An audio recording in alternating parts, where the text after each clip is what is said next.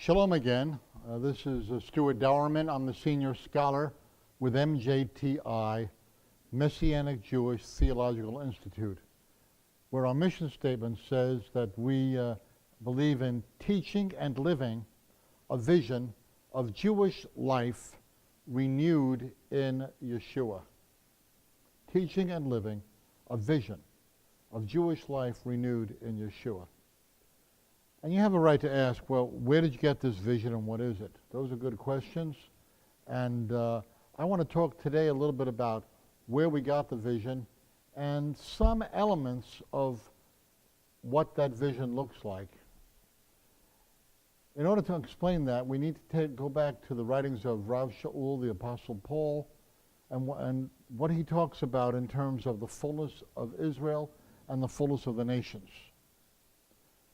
You know, in Romans chapter 9 to 11, Paul is struggling.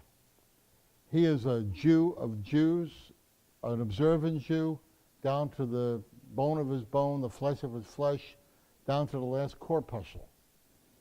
And yet he's disturbed that as he brings the message of Yeshua the Messiah to the pagan world, the Gentiles are grabbing it up like it's popcorn at the movies.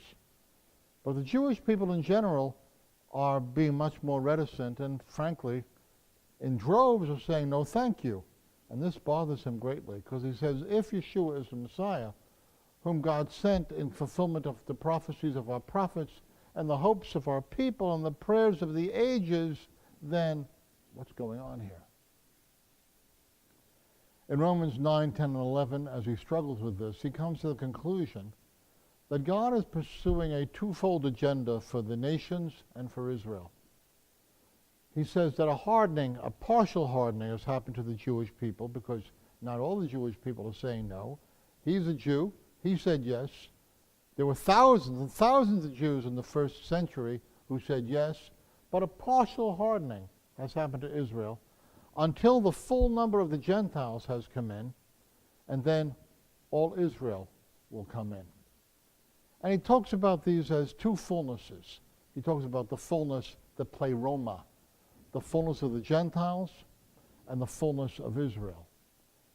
The fullness of the Gentiles is the fulfillment of God's purposes for the Gentile nations, and the fullness of Israel is the fulfillment of God's purposes for them, his consummating purposes for Israel and the Gentiles.